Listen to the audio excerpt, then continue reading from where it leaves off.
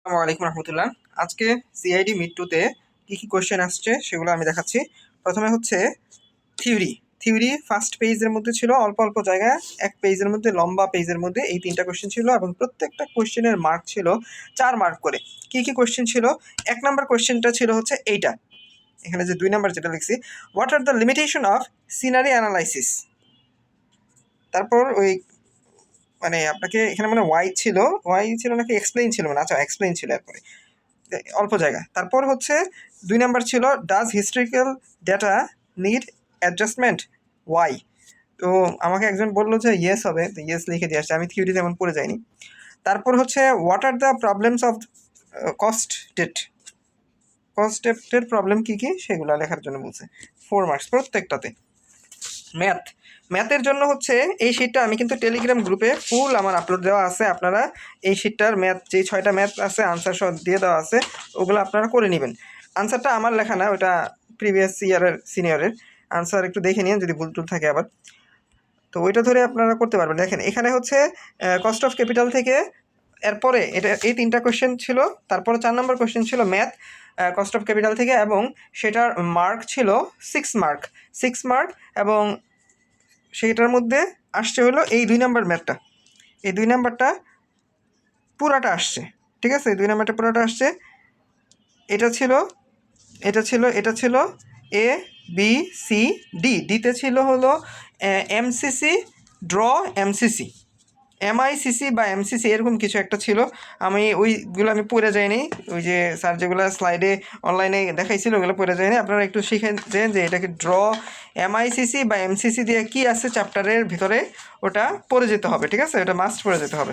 গেল তো এইটা পুরা এটা একেবারে হুবহু তুলে দিছে, এগুলা হুবহু, কোনো মানে একটু মনে হয় চেঞ্জ করেছে, আর কোনো তেমন একটা চেঞ্জই করেনি।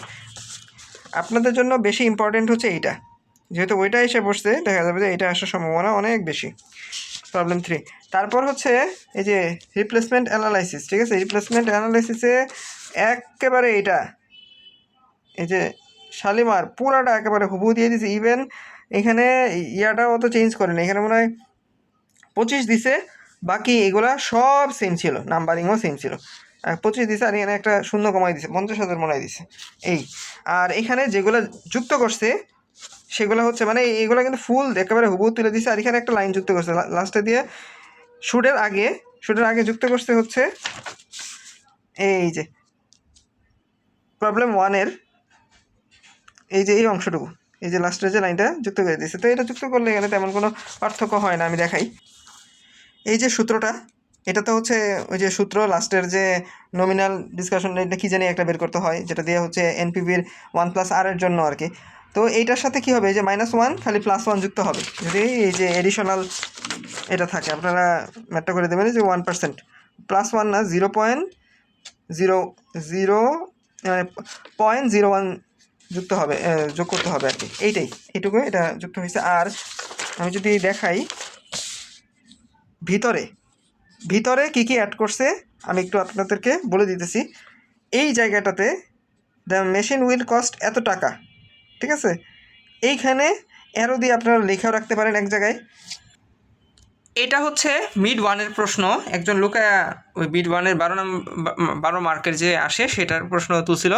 মিড 1-এর কোয়েশ্চেনগুলো যারা ভালো পারবে ওই ম্যাথগুলো তারা কিন্তু ভালো পারবে। দেখেন এখানে এই যে মিড 1-এর মধ্যে এখানে ট্রান্সপোর্টেশন কস্ট যুক্ত করছে, এই ট্রান্সপোর্টেশন কস্ট আজকের পরীক্ষাও যুক্ত করে দেওয়া হয়েছে।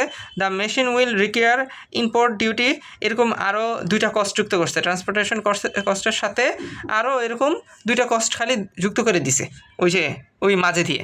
তো ওই কস্টগুলো যেগুলো যুক্ত করছে, যেমন হচ্ছে আমার এই মুহূর্তে মনে আসতেছে, মানে ধরে রাখেন যে এই যে ইম্পোর্ট ডিউটি কস্ট, তারপর ট্রান্সপোর্টেশনটা একেবারে মনে আসছে যুক্ত করছে।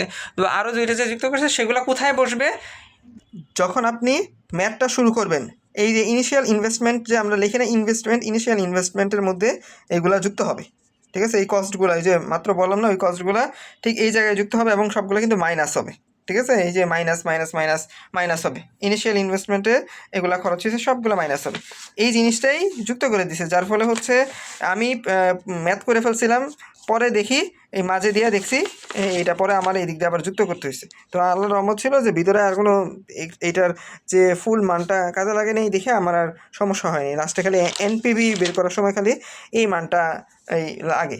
তো এটা দেখে নিন।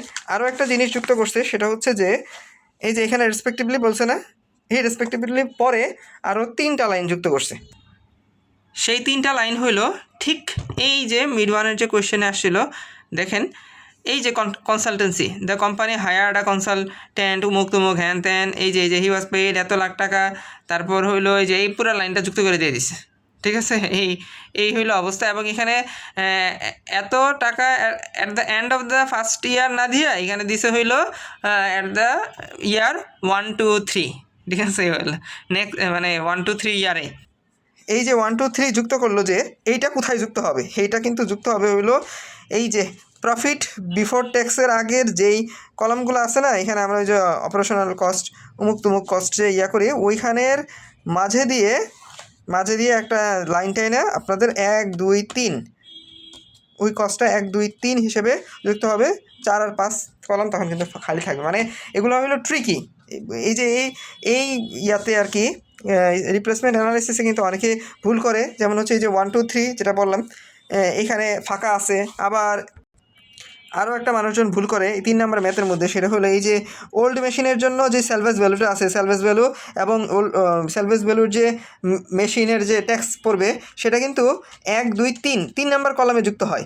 4 আর 5 নম্বর কলামে কিন্তু যুক্ত হয় না। কেন যুক্ত হয় না? কারণ হইলো ওই প্রশ্নে বলেই দিছিল, এই প্রশ্নটাই কিন্তু তুলে দিছে হুবহু, যে 7 ইয়ার্স আর 10 ইয়ারের মধ্যে 7 ইয়ার্স কাজ হয়ে গেছে। বাকি যে লাস্টের যে 3 ইয়ার্স যেটা আছে, সেটা কি হবে? নিউ যেই যন্ত্র, যেটা আমরা এই যে নিউ যন্ত্র থেকে 1 2 3 4 5 ইউজ করি, কিন্তু এখানে কিন্তু 4 আর 5 ফাঁকা থাকে। এইরকম জিনিসগুলা কিন্তু আপনারা একটু দেখে শুনে ইউজ করবেন, কারণ এখানে কিন্তু এই যে ফাঁকা থাকতেছে এইগুলাতেই ভুল হয়ে যায়। আমি ফ্লুইড নিয়ে গেছিলাম, আল্লাহর রহমতে আমি কিছু ভুল করছিলাম, পরে পরীক্ষার হলে আমার কারেকশন করে ফেলি। তো এইভাবে এই ম্যাথগুলা ট্রিকি বাট খুব ইজি। আজকের পরীক্ষা আমার বহু আগে শেষ। আমি থিওরি যেগুলো আনসার করে নেই তেমন একটা, কিন্তু ম্যাথ করে কিন্তু শেষ। আমার এই যে সিআইডির যে বুধবার আমি মেকআপ মিট দিলাম, ওইখানে খুব দ্রুত কিন্তু মোটামুটি শেষ করতে পারছি। মানে প্র্যাকটিস থাকলে এসব ম্যাথ তেমন একটা বেশি সময় লাগে না। লাস্টে পরে হচ্ছে এনপিভির ওই যে বের করতে হয়েছে, এনপিভিটা কিন্তু একটা জিনিস মনে রাখতে হবে, এনপিভির মান যদি নেগেটিভ আসে তাহলে কি ওই মেশিনটা রিপ্লেস করতে হবে না। ঠিক আছে, যে এটাই তো মেইন উত্তর প্রশ্নের মধ্যে যে চায় এই উত্তরটা, যে should the farm replace the new machine.